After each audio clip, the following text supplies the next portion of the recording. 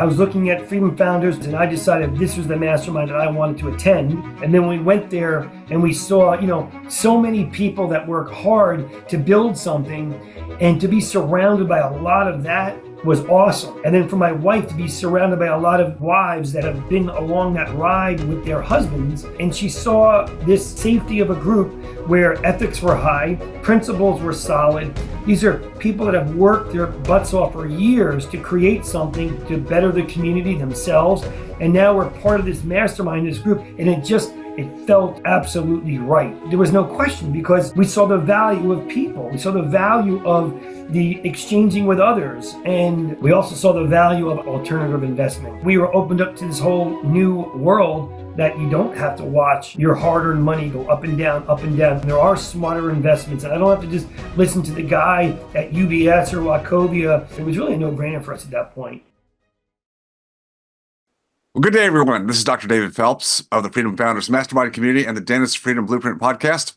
Here today, I've got a conversation I've been looking forward to for some time. I've got one of our Freedom Founders members with us who has journeyed through Freedom Founders for the last several years and has hit some really major milestones in his evolution from clinical practice to exiting the practice. And really, like so many people, when you get to that point, what do you do next? So this is a conversation with Dr. Daniel Sage, physical therapist in his clinical practice. Daniel, thanks for coming on today. Yeah, no, I appreciate being here. Thank you. So let's go back into your history a little bit. When did you graduate and actually start into the profession of physical therapy? How many years ago? What year was it? So I graduated PT school in 1996.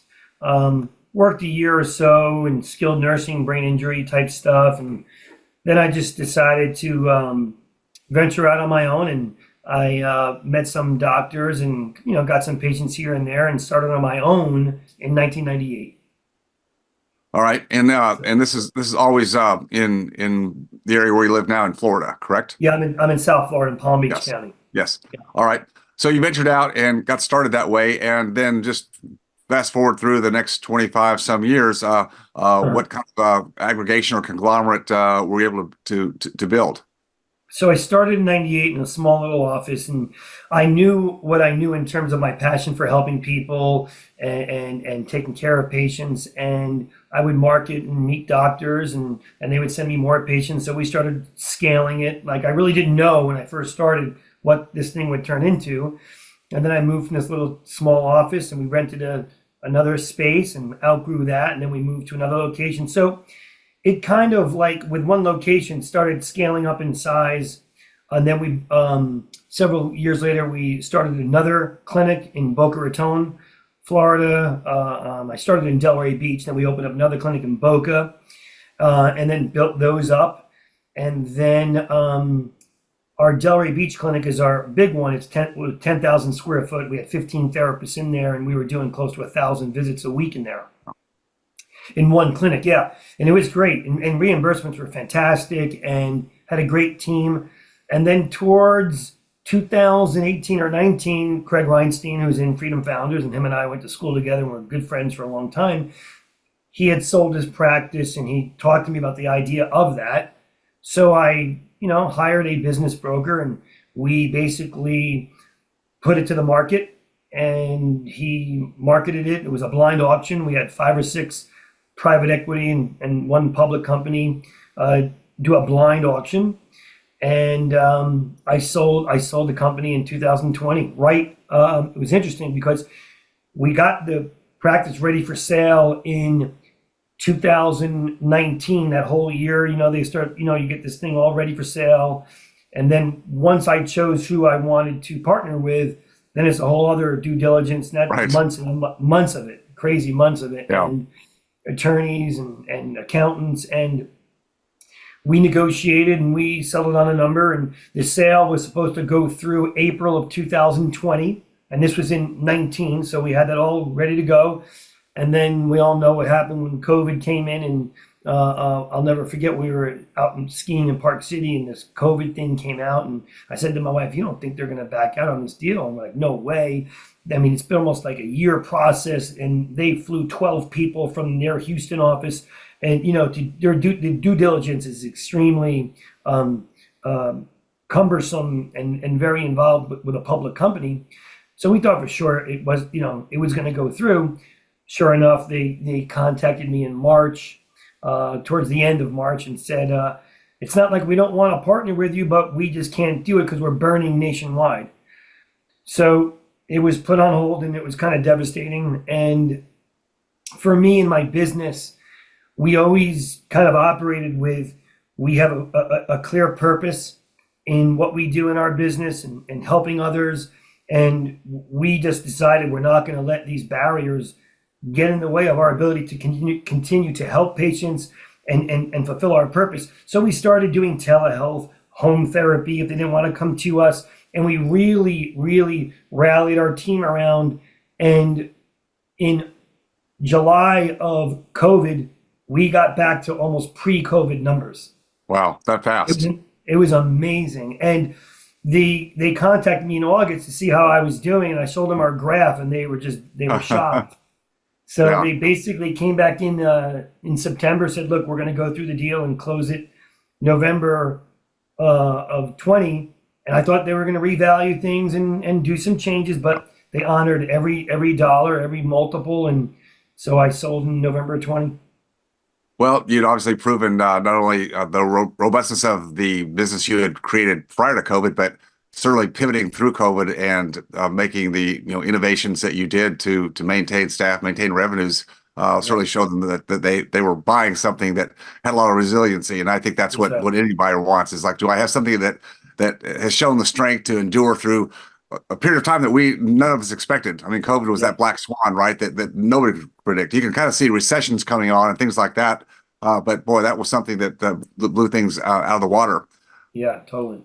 Well, I know a lot of people in our professional ranks are at that stage where they're thinking about, maybe they're in the middle like you are right now, putting out, kind of for bid or getting LOIs, maybe on practices. Going through that process, and you're right. I know that due diligence, as you said, it's deep. It's like never ending, right? It's like they want one more thing and then one more thing, and on top of that, it just keeps going and keeps going. And that's a pain. That's a big pain. But going through that process, I'm just wondering, from your viewpoint, did it make aspects of your practice, you think, stronger? Did it give you even a better look at the things you were doing well, and maybe anything that came up while they're going through it, thought, well, we could actually strengthen that. Not that you had to, because they were making a bid or a price negotiation based on what you had. But was there any benefit, is what I'm saying, to going through all that, even if you didn't actually end up selling as you did? Well, I mean, the big benefit for us was going through that exercise. I worked with a decent accountant. Obviously, I worked with my business broker, but I actually retained the services of, actually, he's a lifelong friend of mine, and he's brilliant, sold 3 companies. And the biggest value I got was really taking a deep dive into what I had for 25 years, and and all the ad backs and all of these little areas that I never probably would have thought that would be considered an ad back to the value of the business. So people understand that maybe haven't done this. We'll just give a couple examples of an ad back so people kind of get the gist of what we're talking about here. I'll give you an example. Besides, like, easy things like, okay, well, the new partner's not going to have a line item for your car, so I can add my car expense back since I was writing that off. Yes. So those are easy things. Meals, dining stuff, those you add back. So there was a lot of stuff that, obviously, the point of an ad back is you have to really take a deep dive through all of your books. And as a doctor and owner, and you operate for 20 something years one way, you just think, okay, well, I'm going to dinner here, and I'll expense it on the business because I'm going to be talking to someone else, another doctor there, and blah, blah, blah. But there's a lot of things, and I'll give you an example. Like, we did in our business, we did electrodiagnostics, EMG studies, nerve conduction studies, and there were some components in there that I was able to add back because they weren't going to continue post-sale. Okay. Right. And I never would have realized that unless I really had someone in my corner asking me, well, is this going to be there post-sale? Is that going to be there post-sale? And this, that. So, and when you work with a public company, they're their finance team is like 10 of them on top of this. But we were able to add back a lot of things, and it probably brought me in just from like little add backs times the multiple, at least $1 million just in little things.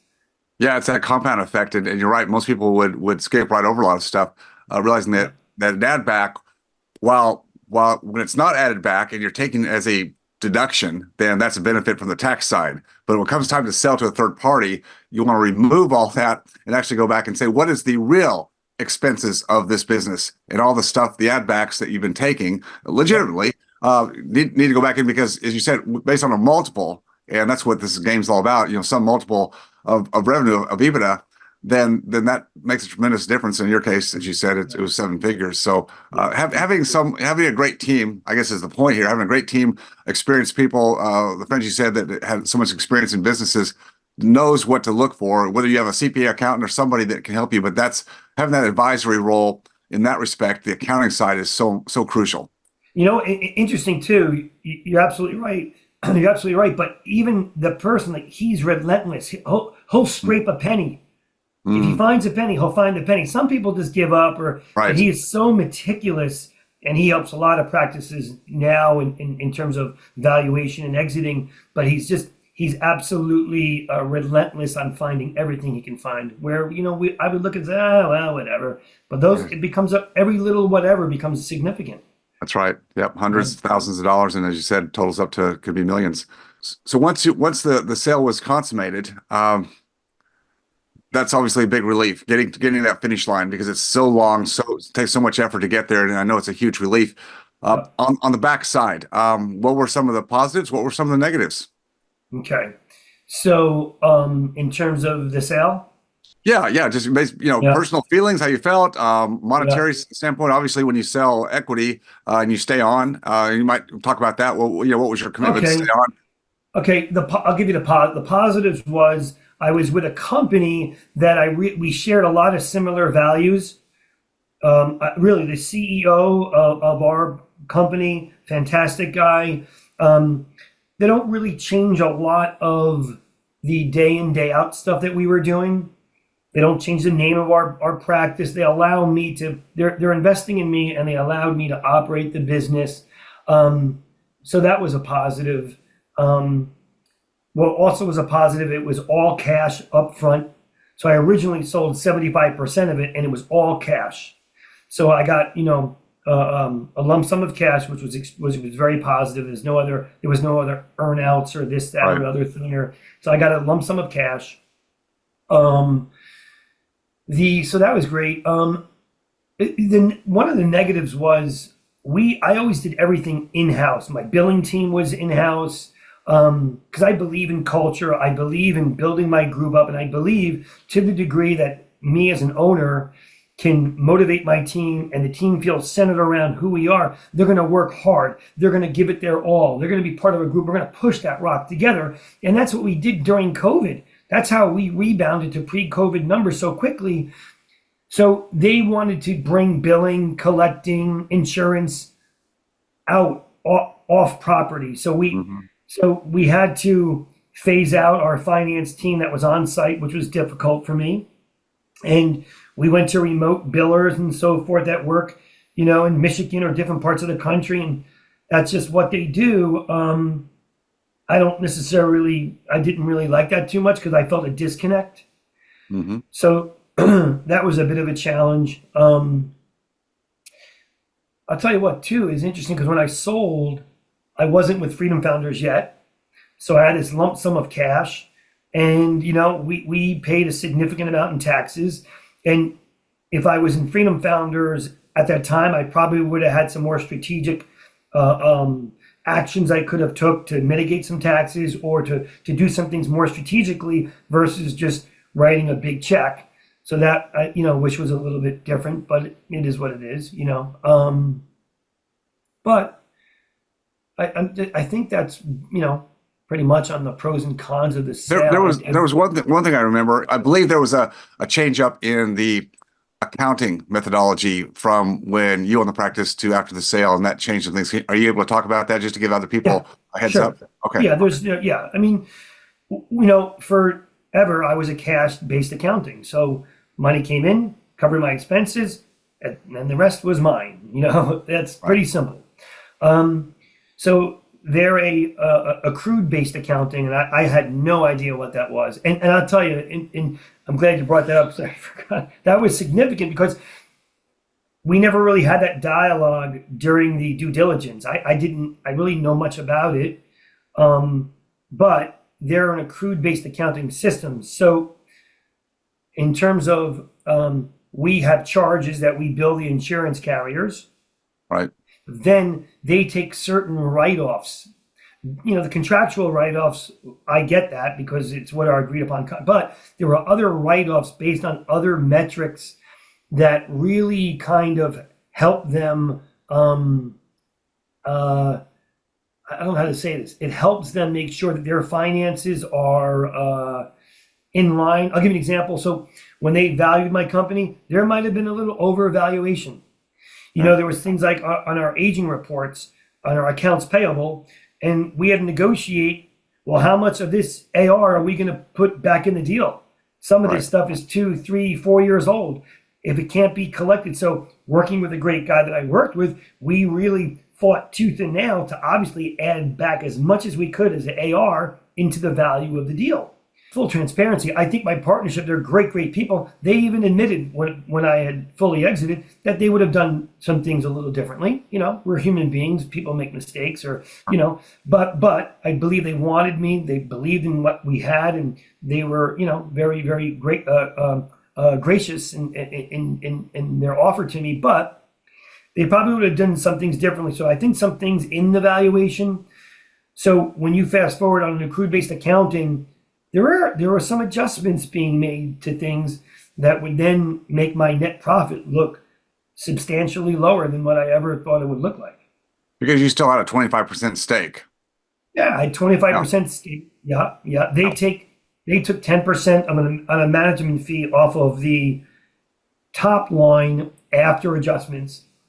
So you take your gross charges. They have an accrued-based accounting. You have your gross charges, what you bill. Then you make your adjustments for contractual adjustments, any kind of bad debt adjustments. They take adjustments when the AR is getting aged out to 120 days or greater. They take some adjustments. They take adjustments on, like, the other thing that was significant was in the insurance carriers.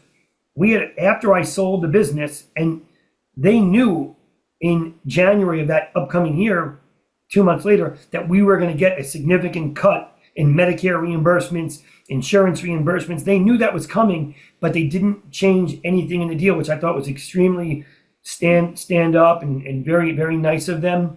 But because there was a decrease in reimbursement, they make adjustments to make up for some of that. Yeah. Okay. Well, yeah. It makes sense. I guess she said a lot of these things that we as an owner going to a seller and being an employee now on the backside, these are things that we can't foresee. We've never been through it before. And I think it's for a lot of people who have sold their business, sold their practice, and they stay on the backside as now an employee with still, a partial equity, 25, 30, 40, 50%, whatever it might be.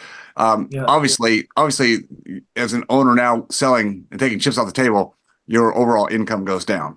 Now by how much? Well, you just said, well, there's some changes in accounting, so that took it down even more so.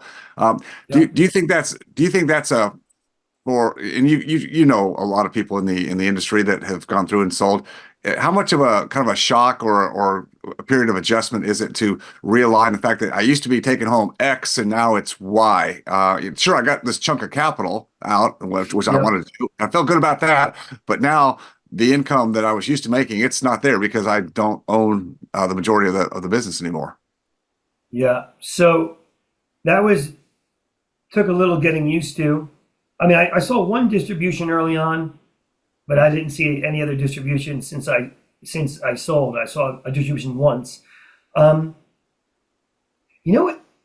That took away the hunger, because as an owner, the more I produced, the greater things that the greatness that I was contributing to, I reap the benefits and profits. And it's a good feeling to know the harder I work, the more that we do. Oh, great. We had 60 new patients this week. Boom, bank account. And it's motivating and exciting to watch creating the business and expanding it and seeing the financial reward. So that was a little bit of an emotional game that was tough for me to say, well, we're doing all this and I'm doing it for a fixed income, Right. because the distribution wasn't there. But I even said that to our regional manager, and he said, well, we paid you for that. Yeah. You've already taken it. Yeah. Well, it's kind of like the psychology we have to think about with, our staff. And you already talked about having a great culture and great staff, and that's how you turn things around during COVID. I don't know for a fact, but I assume that you had some kind of a bonus or profit share for your staff as an owner. Is there something there for as you said, when you brought 60 new patients in, did your staff have that same feeling that you had as an owner to say, wow, this is great, and I'm participating in what we're doing?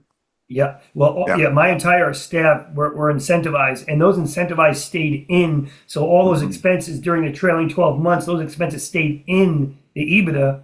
So post sale, those same incentive plans stayed in. So they were doing well, and they should. Right. And yes, all that was in, but a little bit of that entrepreneurial type spirit of expanding and not seeing. But listen.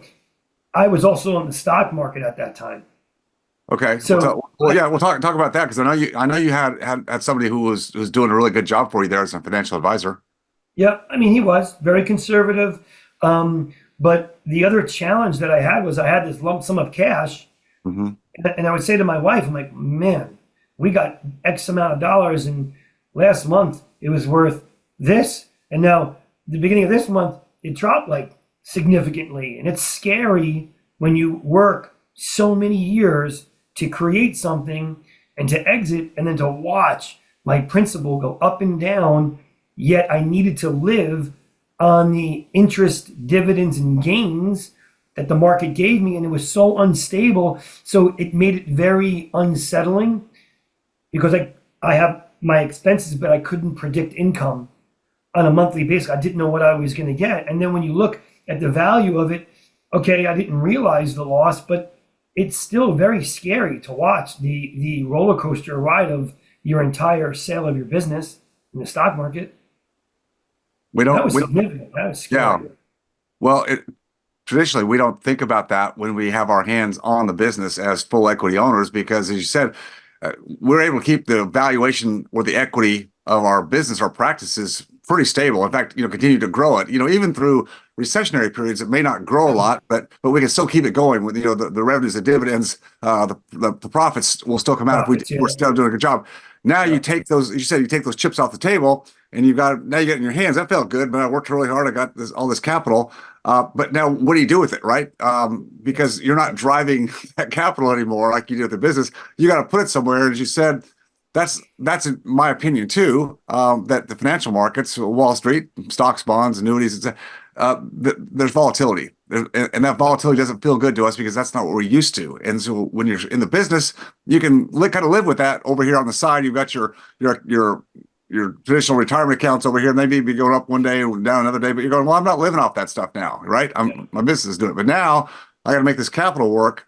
So talk about, that change up in kind of your mindset mentality from the volatility side, and kind of how you found Freedom Founders, and how it's changed, your capital base, and how you look at investing at this point. Yeah. The other thing too is, and even when I was creating the business, I knew I can start this service line, and I can bring in, I knew I can make money. Right. And it was a very good feeling. So at post sale, I don't have it anymore. So I got this money sitting in the stock market. It's going up and down. It's very scary. And it was a source of stress for my wife and I. And that stress, it gets in the way of us being on the same page. And it makes things difficult. It creates unnecessary energy and negative energy and stress. And that was tough. And so then my friend Craig, who joined Freedom Founders, it's like he tells me when to sell my business. He tells me to join Freedom Founders. I say, Craig, you're a pretty good guy. So, it was February last year. We came to Freedom Founders. And my wife was there, and I think Craig told us, because Craig was there a few months before us, I think in Yeah. October, at the October meeting. So we knew a little bit of it before we went. We knew about the membership and the expenses and so forth. And, my wife was like, well, we'll see, but we're on, but we're on fixed income. The last thing we want is more expenses. Like, she went into it like a little bit, like Sure. skittish. It's okay. I get it. Yeah. Yeah. And then we went to the meeting, and well, actually, I did some due diligence. I was looking at Freedom Founders. I looked at some other masterminds, and I decided this was the mastermind that I wanted to attend. And then we went there, and we saw, so many like-minded people, so many people that work hard to build something, and to be surrounded by a lot of that was awesome. And then for my wife to be surrounded by a lot of wives that have been along that ride with their husbands for many, many years. And she saw this safety of a group where ethics were high, principles were solid. These are people that have worked their butts off for years to create something to better the community themselves. And now we're part of this mastermind, this group, and it felt absolutely right. So suddenly what we were questioning in our head, well, why? We're going to pay this fee to be in this group, there was no question, because we saw the value of people. We saw the value of the exchanging with others. And we also saw the value of, I did not know anything about alternative investing. I did not know anything about debt lending, this, that, all these other things. And so we were opened up to this whole new world that you don't have to watch your hard-earned money go up and down, up and down, up and down. And there are smarter investments. And I don't have to just listen to the guy at UBS or Wachovia and watch everything go up and down. And it was a no-brainer. It was really a no-brainer for us at that point. And we became extremely close. I know you see our freshman fit group. There's like 17 of us. We're in a big text group. And since over a year ago, we text each other daily. We text each other this morning. We were all together at the last meeting. We all went to dinner on Saturday night. It's a good, awesome group. And it's really fantastic. Yeah. Talk a little bit more about, if you would, Daniel, and this is the same, I think, for so many of our members who, come as couples, and oftentimes, well, my family as well. My wife is the one who's kind of she's got that sixth sense, that instinct that many women have. We kind of like jump into something like, oh, it sounds good. Let's go do it. Right. And then our wives are kind of I look at our wives as the protectors of the family. I mean, they protect and nurture our families and kids as they're growing up. And they also, I think, look at it, financial part, because they want security. They know we're hard workers. They give us that, but they also know that we'll go out there and sometimes we'll try some stuff and not everything works out, right? And so you and I or others are going, hey, I want to go try this thing, and they're kind of going, yeah. Could you just? And to your point, you sold the practice, and it's like, well, I think she's, Mary Jo's thinking, well, Daniel, should we really be doing this? So talk about how you found, and I think for other couples, in your freshman group, because you're all doing this together a year or so ago, how you see, couples, as you said, coming together on more same page in terms of the finances, as it's important when you're post-sale. Now you got to really figure this thing out, right? Yep. And that's the other thing too, is we live in this area in Boca Raton, Florida, and before Freedom Founders, I'm surrounded by a lot of physicians, medical doctors that are successful. They live in these multi-million-dollar homes, have multiple cars, and one guy has a plane, and you can get very caught up into chasing material things. And everyone here in my world prior to Freedom Founders, our kids have been in private school their whole lives because we could afford it. I think also because it was kind of like the norm in town. Like when you live in this community and everyone's going to private school, you look, oh, I guess we'll send our kid to private school. I look back at it, it's a good education, but I don't necessarily think it was the end all be all. There's some good public schools in this area, a couple of them. But the point I'm making is we were in, our reality was making a lot of money, living in a big house, going on a lot of vacations, spending a lot of money. And I'm a big believer in, I don't want to, my dad taught me this. He's like, he said to me when we opened up our second clinic, he's like, well, do you want to do that or maybe spend more time with your family? He came from a very wealthy family where his parents weren't necessarily, they were very caught up in business and money, and they could have been a little bit more attentive as parents, but they were great grandparents to us. And but the point is, my dad said you got to make time for your family. You got to make time for things that are purposeful. So it's not all about money. And so I've always been a firm believer in, I don't want to die, the richest guy with all this money in the bank. That was my mindset years ago. So we would spend a lot of money. I don't know if I was justifying spending money and doing things, and because but we were caught up in a scene of spending a lot. And my wife and I, we would get on page. Then next thing you know, we're not on page, and it was extremely stressful. And then when we got to Freedom Founders, and we talk about the 5 freedoms.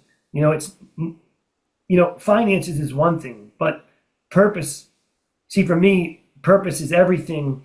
But when you're grounded in something that's purposeful and it's exchangeable and the community likes it and values it, then you'll make money, like my PT business or in dentistry. Right. If you on purpose and you're exchanging and there's value to it, but then there's, health and time. And so the one freedom of a relationship for us, there was, struggling times when you're,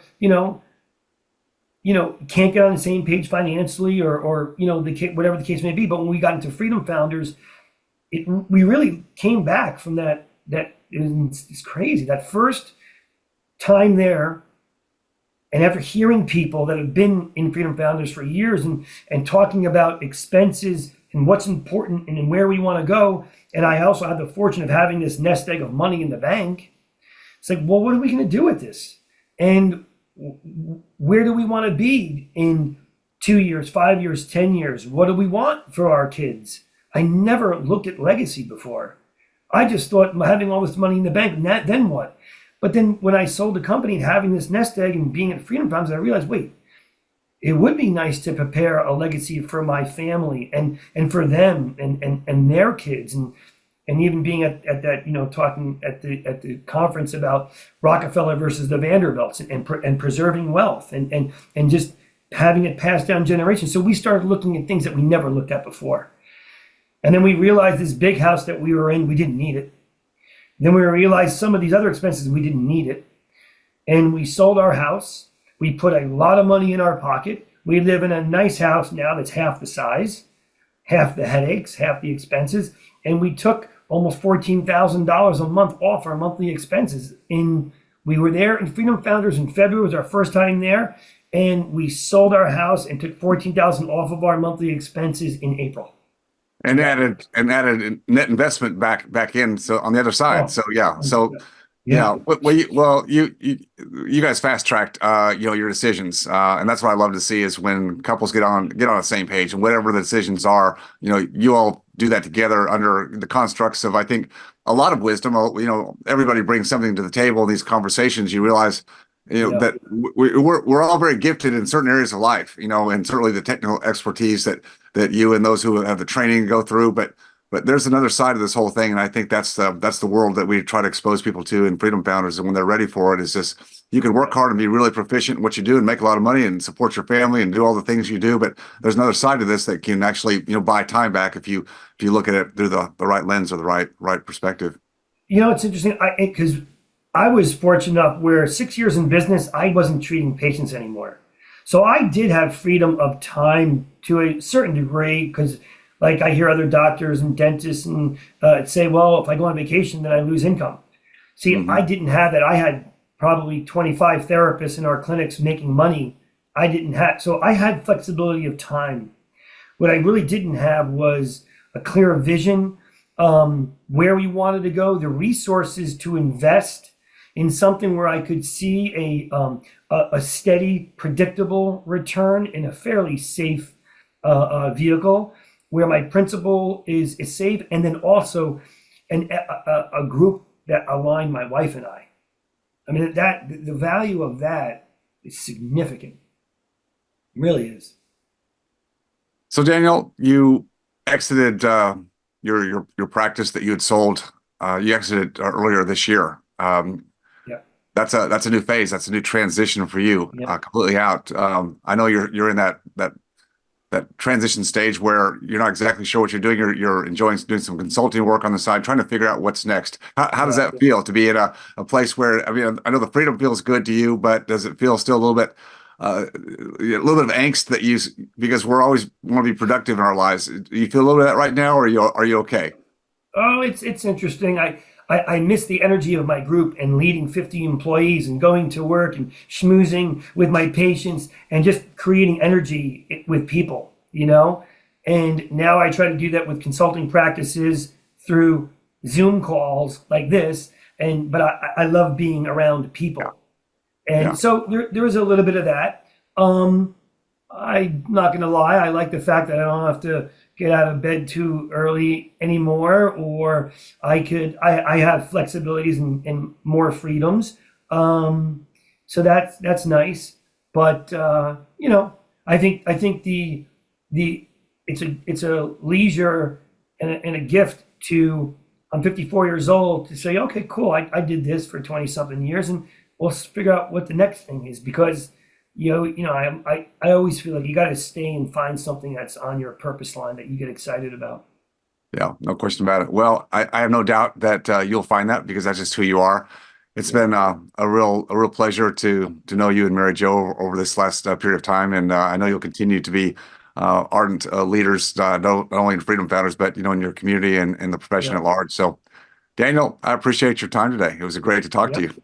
One other thing I'll tell you too is, Sure. if you don't mind, Sure. was, even getting our expenses cut like that and really reevaluating things and having our investments, performing for us the way that we want, it also allowed me to leave my partnership and retire from it, because I don't necessarily need to work. I don't need to have active income. We have cut down a significant amount in our expenses that allows me to just have less burden and freedom of letting my income passively work for me, and that's a very nice feeling. That's a great feeling. Yeah, a lot of security when you can have that happen. Yep. Excellent. Well, thank you again so much. I really enjoyed the time today, and I know our listeners will as well. Cool. Thank you, David. Appreciate it. If you enjoyed watching or learning from this video, please leave a like and subscribe to my channel for more content. If you have a question about any of my content or this specific video, just please leave a comment down below. And as always, stay focused on your freedom. I'll see you next time.